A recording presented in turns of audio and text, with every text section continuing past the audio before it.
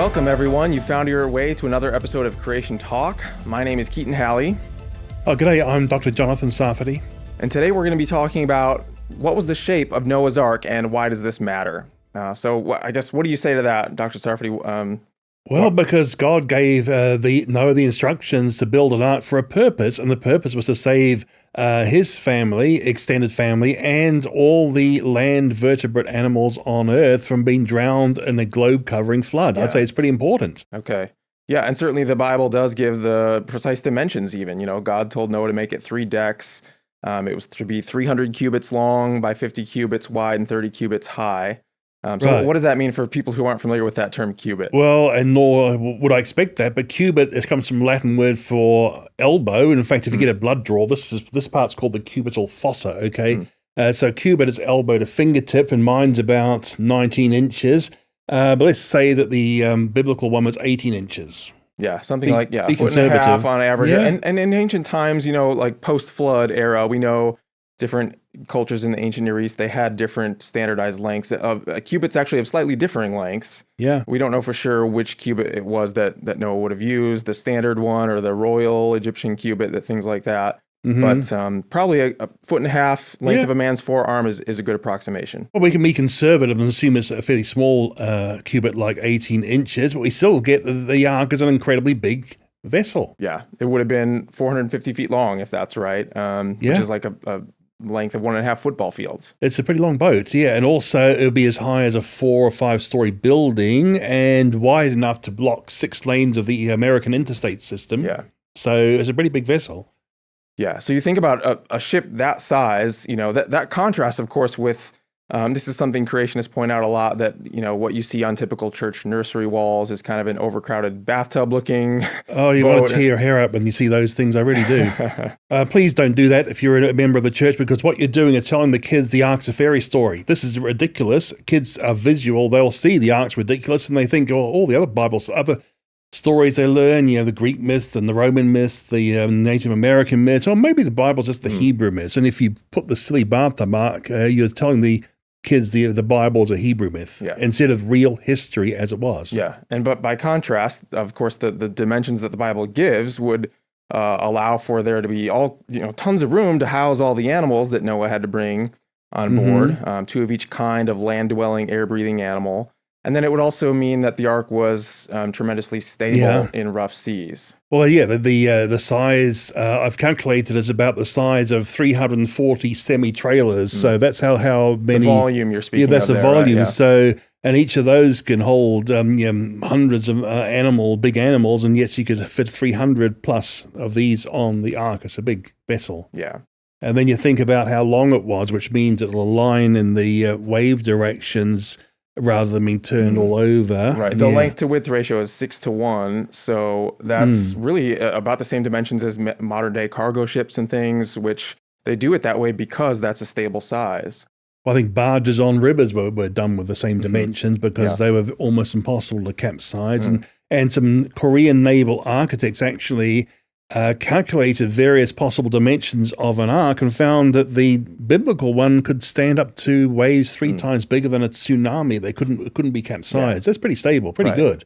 Yeah, and people can actually read that paper on our website, an older paper, but the one by the Korean naval architects. Look at the links below. That's one of them, okay? Well, what about the biblical ark compared to or contrasted with maybe the other ancient Near Eastern text, because of course we have these flood legends from other cultures that are very, very ancient. You know, we find these cuneiform documents in the Middle East. The Babylonians, the Sumerians had these flood legends that sound very similar. It's obviously that there was a common origin of this story.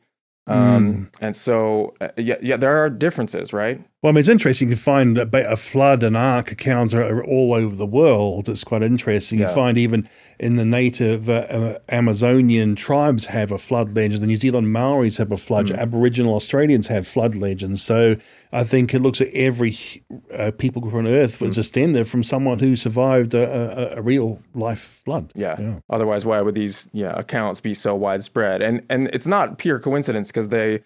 Many of these stories have some of the similar features about the flood hero sending birds out after the flood, sacrificing to God or the gods in the polytheistic examples. But Yeah, clearly there's some kind of common origin for these accounts. And we've also got these several articles on our website about this particular flood tablet that was found. It's one from the Babylonian culture. It's about a size of a cell phone. Written in cuneiform script, and this document tells the story of the flood. It's actually an early fragment of the Atrahasis Epic. What's significant about it is it's dated to about 1750 BC, so extremely ancient. This flood account goes way back in history. And I don't know if you ever thought of this, John. It just struck me as I was preparing for this podcast that that date would be something like the time of Joseph, the patriarch Joseph, which would actually even predate Moses. Yeah, and so even conservatives who believe that Moses was the author of Genesis, we still believe that he could have used prior sources. We do, yes. And so I'm not saying he used that particular account. The guy Irving Finkel, this Assyriologist at the British Museum, he believes that this is the original flood story, and he actually claims that according to this account, the ark was shaped like a circular shape, a coracle, basically. And he says, so the Genesis account was written much later.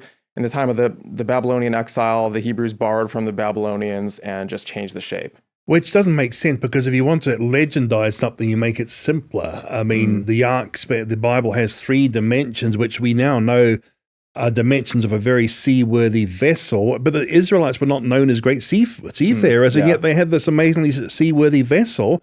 And then you look at this thing here, the Finkel thing's either a circle or a square. Now, a circle or square has only one dimension to remember, either the radius or the sides of the square. And so they've lost one of the dimensions already. So I think that's a case of going downhill from the original, which, of course, predated Moses, and Moses got the original, which was what we know as Genesis. And in many other ways, the Genesis account seems much more like it's giving us sober history. The order that the birds are sent out in makes perfect sense, whereas like in another one of these accounts, the Gilgamesh Most Epic, famous one, yes. There the ark is shaped like a cube, so it's even dropped to one of the other dimensions and made them all 3 sides equal.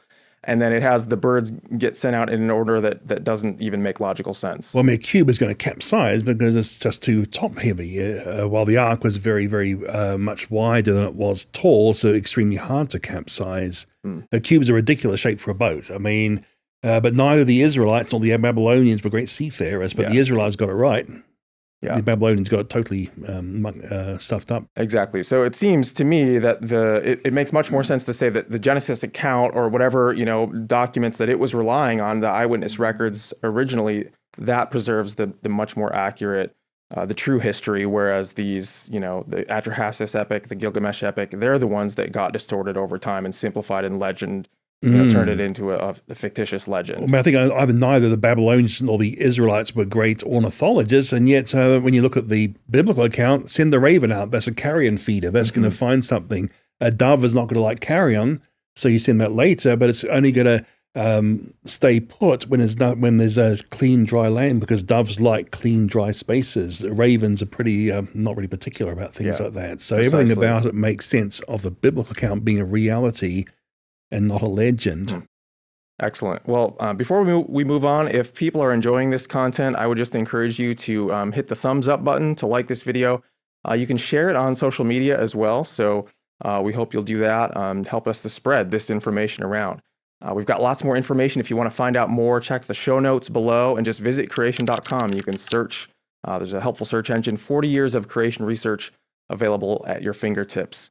And one more thing, there's also, we've got a web store with a lot of great books and videos on Noah's flood and the ark. This book in particular, I'd recommend if you're interested in the ark and how the biblical account makes perfect sense as real history, by John Woodmarappy. It's called Noah's Ark, a Feasibility Study. So this will answer many of the questions you've had, many you never even thought to ask. Yeah. How many animals were on the ark? What kinds? How did you feed them? How did you get rid of waste products? As well as how do they repopulate the earth after the flood? What do they eat after the flood? What about genetic inbreeding? All those things are answered in chapter of this book. He doesn't leave a stone unturned. Very good. Well, Jono, let's get into a little bit more depth about, the Bible gives us the broad outlines of the shape of the ark, but was the ark overall kind of a more boxy shape or something more boat-like? Well, we've got a picture here, haven't we? Okay, I mean, so seriously, I think the word tabar seems to indicate a fairly boxy shape in my view.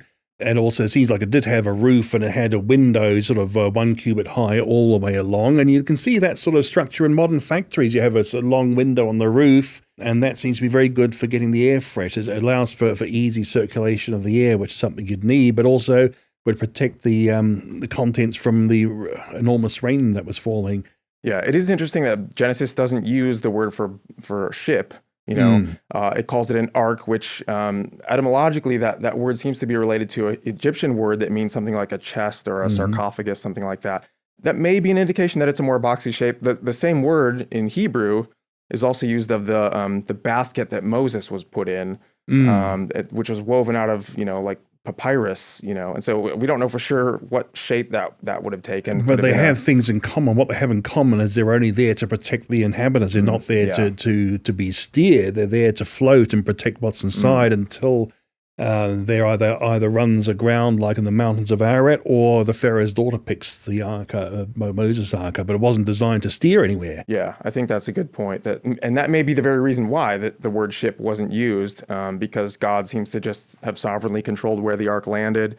Genesis 8:4 talks about the ark just came to rest in the mountains of Ararat. And the whole account of Genesis sort of centers on this big chiastic structure centers on God remembered Noah, which means God began again to act on Noah's behalf. Doesn't mean he forgot Noah, it just means that he began to act again on his behalf. And that's the ark was stable, it landed on the mountains of Ararat. And by the way, the mountains are a very good place to have rapid speciation happening, which is what we see in the world too. Mountainous regions are very good for rapid variation.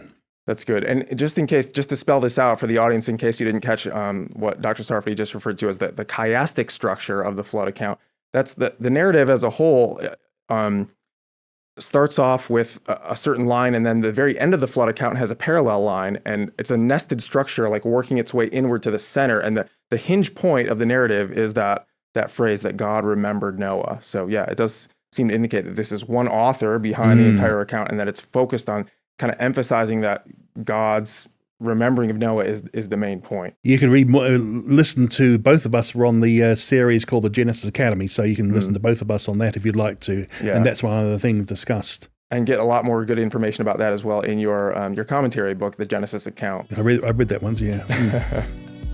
Many people ask CMI about a Genesis commentary that would defend the truth of creation. There have been some good ones a few years ago, but creation science has come a long way since then.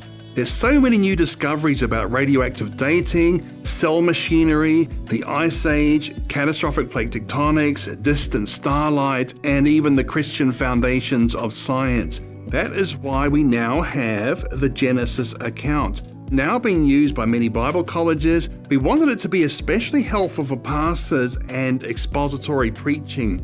This is one commentary that many have read cover to cover, followed by using it as a reference to see what a passage means. It shows how all the doctrines of Christianity have their foundations in the early chapters of Genesis, and it also explains how Jesus and the New Testament writers understood Genesis. And how did the church fathers, medieval theologians, and reformers understand Genesis before the rise of long-age science?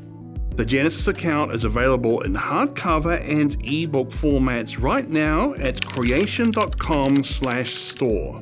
What about this claim that skeptics often claim that it's not possible to build a boat to the size that the Bible describes the ark, to make it out of wood? They say ships actually made of wood didn't get to be so enormous until we were able to make them out of metal, because, just the twisting effects of wind and waves on a wooden boat would end up causing leaks, and the ark couldn't have survived for that year. Which had been news to those ancient mariners who actually did make ships about as big as the ark. We know that from ancient history. The Greeks and the Chinese did. But also the problem is the 19th century, you had masts, which of course provide a huge torque moment arm for wind to catch and capsize. The ark didn't have a mast. That's often the weakness of these ancient ships. Is the mast was a big weakness, and also holes. Or the rows of oars. Yeah, exactly. It wasn't like a scaled up Victorian ship. Noah's Ark was, again, just sort of like we said, this enclosure to help all the animals and people to survive. And fairly plain, no portholes, which are a source of weakness, structural weakness. And also we know from ancient history that they could use methods to strengthen, like cross-planking, like plywood today is cross-planking, but on a very thin scale. So you got the grain this way, so every direction is strengthened. Or you have what's called a mortise and tenon joint, where you have a projection and a little hole where the projection goes into. I mean, Stonehenge actually has that sort of those joints as well. So these are not like sophisticated technology. They're just not typically used on other wooden boats like from the Victorian area because they're labor intensive, right? But very much Noah so. had lots of time to build the ark, it seems, and so why wouldn't he have used something that strengthened the hull and so forth? Well, that makes a little more sense that he'd do that, especially when he knew it had to last for a whole year. And the Bible also says that the ark was coated in pitch, both on the inside and outside. That would help in waterproofing. And even to strengthen it to some degree as well. Well, it's easy. Pitch, they did a show on Mythbusters showing that if you pitch both sides of something, it actually makes it much more impact resistant. It actually absorbs a lot of impact. So that would be one thing. Of course, waterproofing. And they used to make pitch for most of naval history by boiling pine resin and charcoal. You didn't need petroleum to do that. You just boiled pine resin and charcoal. That's what the pitch making industries of Europe did for hundreds of years. Yeah, good, because that's another skeptical objection that people often raise that, you creationists say that all the, petroleum in the ground, that was a consequence of things being buried by the flood waters. So how can Noah have used pitch prior to the flood? Well, there were entire industries that made pitch without using petroleum from the ground. There were other sources. So it's not really a challenge against the flood. And we have a good article about that on our website as well. Yeah, that was written even before I joined CMI, and that's saying something. So the skeptics really need to keep up, at least not get 25 years behind us as they usually are. So, very good. All right, well, why don't we just summarize what we've covered today? We've talked about how the Genesis account of the ark and the flood is reasonable. It's really the most sober account compared to other flood legends that we find around the world, and so it makes sense that the flood really did occur. Noah was able to fit the animals on board the ark. It's reasonable to have a wooden boat that size. And so the Genesis account is not contrary to reason. Real science actually helps to confirm our faith in the scriptures. So. If you're a Christian watching this, you should know that Jesus himself affirmed the flood, the ark, and Noah as real history. So if you follow him, you should believe the flood as real history as well, and the ark. Well, that's a great note to end on, Jono. So thanks everyone for joining us, and we'll see you next time.